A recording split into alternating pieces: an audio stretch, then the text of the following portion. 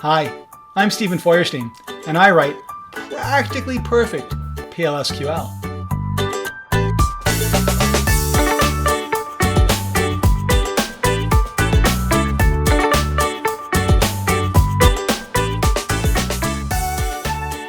Hey everybody, my name is Stephen Feuerstein, and you're back listening to me talk about how to make an amazing, great presentation, no matter what your topic.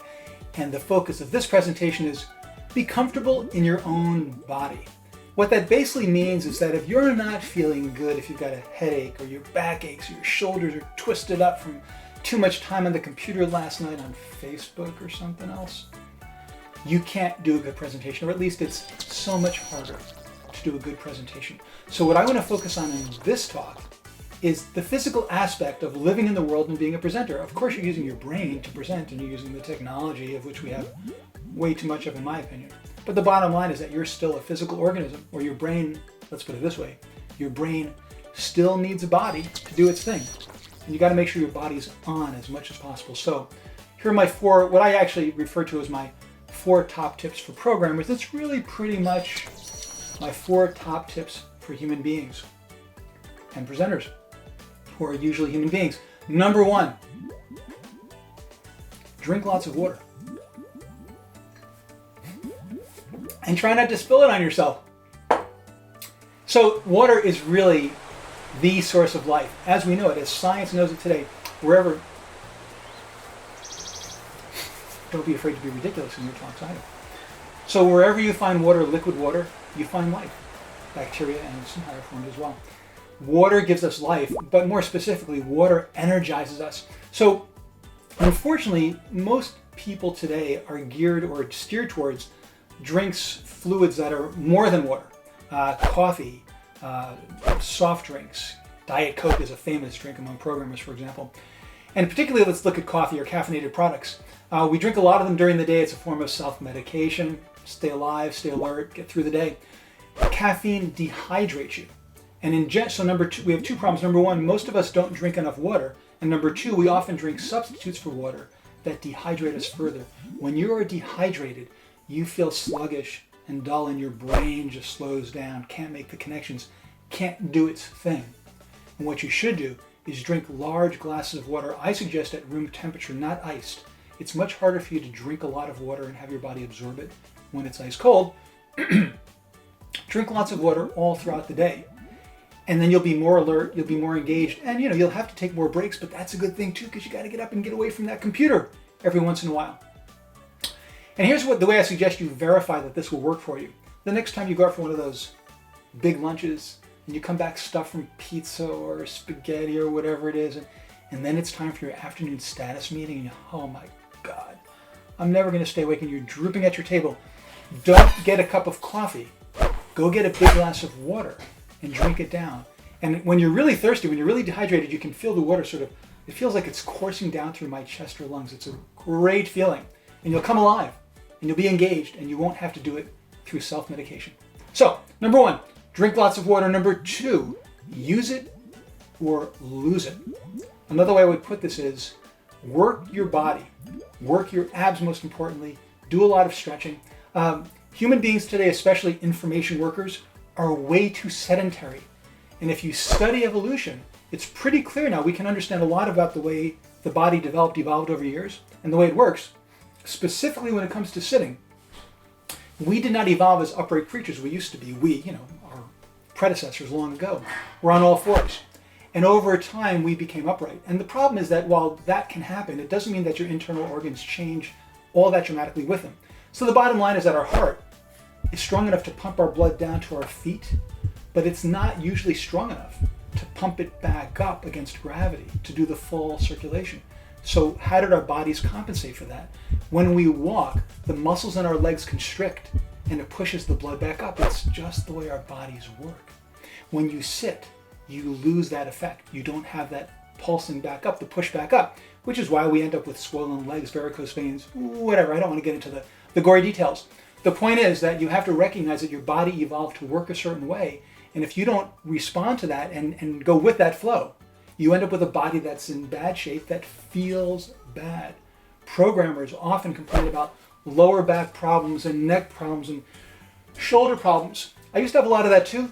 Not so much anymore. For one reason, I spend a lot of time on my floor in the morning doing stretching and working my abs, getting my abdominal muscles strong. I don't have a six-pack. I might have a two-pack. I don't know. It doesn't really matter. The point is that when you strengthen your abdomen, when you strengthen your stomach muscles, your back doesn't have to do as much work to stay upright, and you're much less likely to have lower back problems. And I think that any of us can work our abs and make our core stronger. I'm not pushing for a fitness regime here. Just lie down and tighten your muscles, or do sit-ups, or do crunches, whatever you feel like doing. Don't push it. Don't go crazy with it. My suggestion is focus on small, sustainable victories. Every day, do a little bit more. And every day you get stronger and stronger and more capable. And at some point, if you're like me, you'll reach the point where you have enough fitness and enough core strength that you can move through the world more gracefully, more easily, without worrying about straining your muscles. It's really fantastic. I also encourage you to stretch. Every morning I go through a regimen of stretching, pulling my knees up to my chest and a variety of things just to work the kinks out. And if I don't do that, I can feel the tension in my body, and I just don't feel good, and it's very hard to present. It's very hard to write code. It's very hard to do anything and be pleasant about it. And when you're doing presentations, it's pretty nice to be pleasant. Third top tip for programmers, human beings, and presenters: go outside, preferably among trees. We evolved from the forest. That's where we came from, and we can feel it. If you go out to the woods, not into some parks are okay, but if you go into the woods, it's like you're liberated. I can feel myself just sort of open up and relax and appreciate the world around me in a way that simply can't happen when I'm in front of a computer interacting through the cyber world, which is way too much of our time. So take lots of breaks during the day. Just think, if you drink a lot of water, you'll have to take a lot of breaks.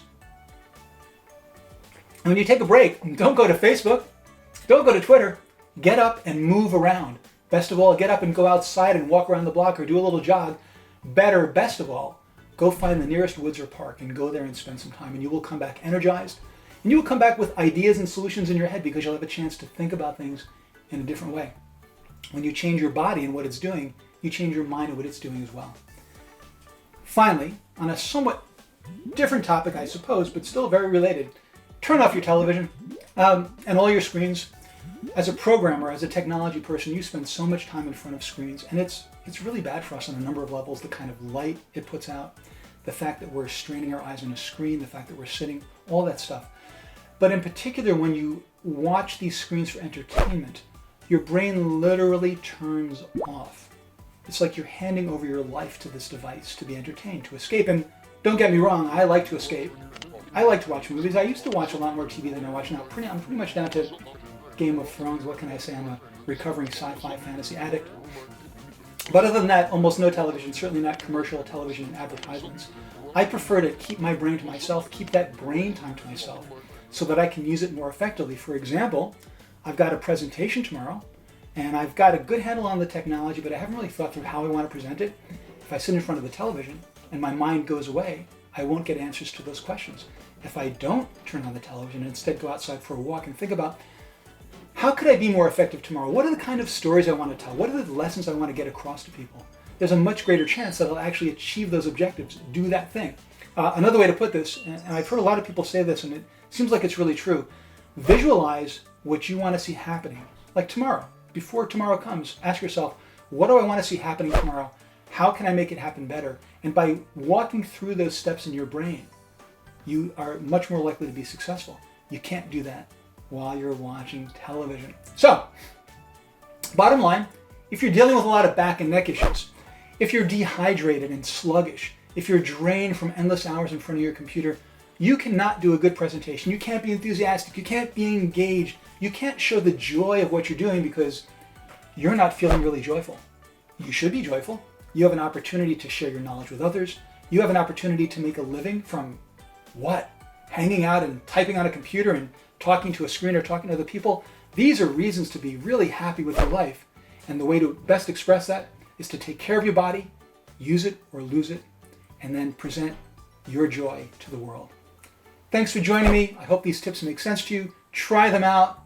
If you decide that drinking water doesn't help you, that going outside among trees makes you feel bad, put a comment on this video and we'll all learn from your experience. So, thanks very much.